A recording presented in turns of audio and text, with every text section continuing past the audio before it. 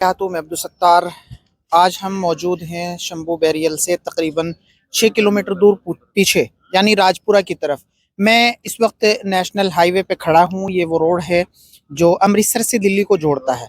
और यहाँ से मैं अगर पीछे की तरफ एक बार कैमरा घुमाया जाएगा इस तरफ तो फिर आपको नज़र आएगा कि यहाँ से ही जो ट्रैक्टर ट्रालियों की जो लाइन है वो यहीं से शुरू हो चुकी है। और यहाँ से ये लाइन इतनी लंबी है कि ये बिल्कुल शंभू बॉर्डर तक पहुंच रही है। हमारे साथ कुछ किसान भाई भी हमारे साथ मौजूद हैं जिनसे हम जानना चाहेंगे कि आज हालात जो हैं वो किस तरीके के हैं। अंकल, आज की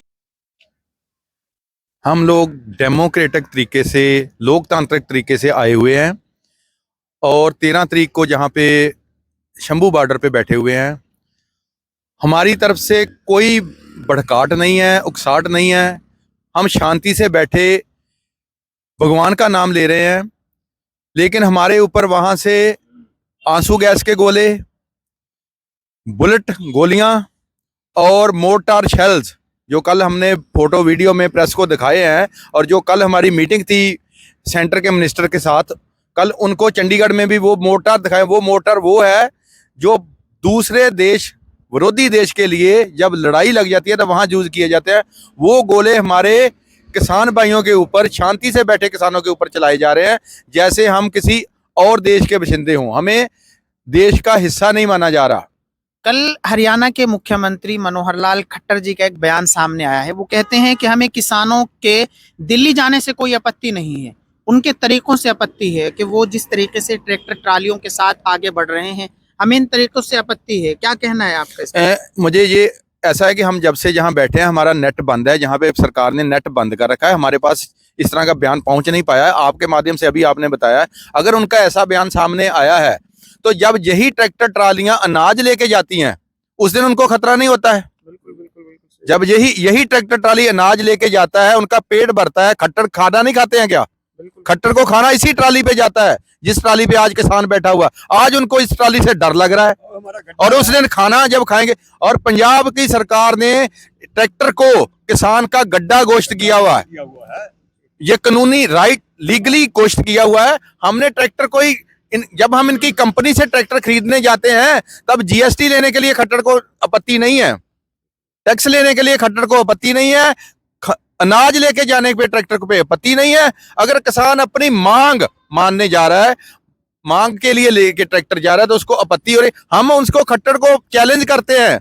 हमारे मिनिस्टर इनके आते हैं, हम टेबल पे बैठते हैं उनके साथ, हम इनको बोलते हैं वहां प्रेस को बुला लो, लाइव कर दो और वहां पे हमें बातचीत में गलत साबित कर दो कि आपकी मांगे गलत है, हम घर को चले जाएंगे। हमारी पहली बार हमें मांग पे टेबल पे गलत साबित कर दो, हम घर चले जाएंगे। और जो जहां पे बॉर्डर पे किया हुआ है, मोदी साहब से बेनती है कि वो देश को लोकतांत्रिक घोषित करते कि ये देश लोकतांत्रिक नहीं रहा, तानाशाही हो गया, तो भी हम घर चले जाएंगे। आज हम लोकतांत्रिक तरीके से लड़ने आए हैं, अपनी मांग मानने आए हैं। जब वो घोषित कर देंगे तानाशाही हो गई है तो फिर हम तानाशाह से लड़ने के तरीके से आएंगे। हमारे पास हम किसान हैं, मेहनतकश मजदूर हैं, हमें वो भी आता है, उस तरीके से लड़ना भी आता है। एक बार नहीं, बहुत बार लड़े हैं। जब इस ढंग से लड़ने गए थे तो दिल्ली फतेह कई बार की हुई है। अब हम उस ढंग से लड़ने नहीं आए हैं, हम इनसे बेनती करने आए हैं, अपनी बात रखने आए हैं, अपनी मांगे लेके आए हैं। तो क्या सरकार लगातार जो 3 मीटिंग हुई है उनमें किसानों का हौसला तोड़ने की कोशिश की गई है कि मीटिंग को आगे आगे बढ़ाया गया है, तो शायद सरकार को ये लगता है कि वक्त गुजरेगा तो शायद किसानों का हौसला टूटेगा और वो वापस लौट जाएंगे? क्या ऐसा है? ये सरकार की नाकामी, नालायकी है अगर ऐसा सोचती है तो। ऐसा नहीं वो सोचती है, क्योंकि उसको मालूम है कि 13 महीने आंदोलन लड़के अभी अभी हाल ही में ये गए हैं। उन्होंने 13 महीने हमें देखा है। 13 महीने में हमारा हौसला नहीं टूटा था।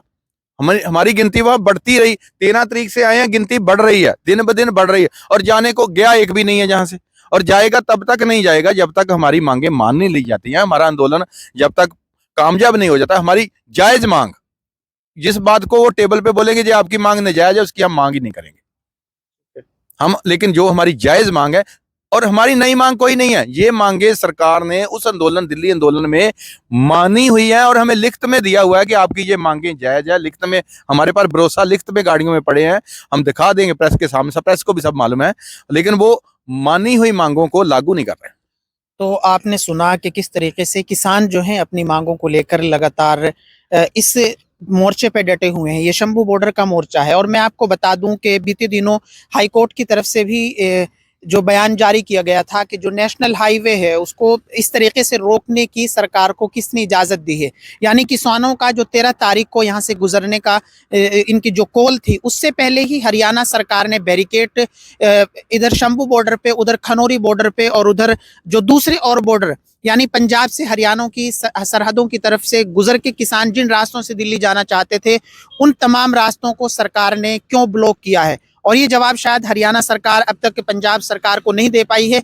इसके अलावा कल या परसों शौकत पारे जो यहाँ के डीसी हैं पटियाला के, उन्होंने भी इन चीज़ों का जवाब मांगा है कि हमारी सरहदों में ड्रोन से क्यों हमारे जो किसान हैं उन पे हमले किए जा रहे हैं और क्यों उस तरफ से आंसू गैस के जो गोले हैं वो हमारी सरहदों पे बरसाए जा रहे हैं। किस तरीके के जो बहुत सारे सवाल हैं जो केंद्र सरकार पे यहाँ पे उठाए जा रहे हैं, लेकिन ये तानाशाही कब तक इसी तरीके से इस मुल्क में चलती रहेगी, ये कहीं ना कहीं अपने आप में एक बड़ा सवाल है कि सरकार जो डेमोक्रेटिक कंट्री है, ये ऐसा मुल्क जहां लोकतंत्र में सबको अधिकार है कि वो अपनी मांगें सरकार तक पहुंचाए। इस मुल्क में आप पिछले दिनों से जब से बीजेपी सत्ता में आई है लोगों को किस तरीके से उनका जो विरोध करने का अधिकार है, उनका लोकतांत्रिक तरीके से अपनी जो बातें हैं वो सरकार तक पहुंचाने का अधिकार है, उसको छीनने की कोशिश की जा रही है।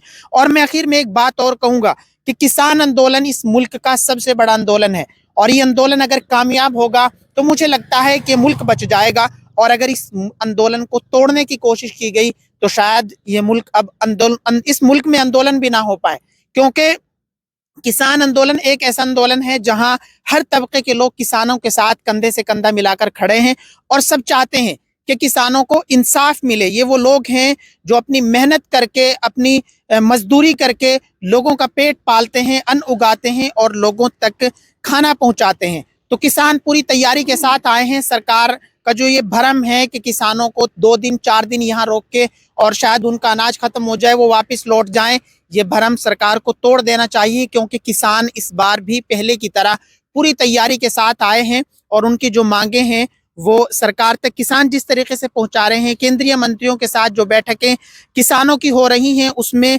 क्या बातें आगे तक निकल के आती हैं, यह भी देखने वाली बात होगी। आप हमारे साथ और वीडियो के साथ बने रहिए। किसान मजदूर एकता जिंदाबाद।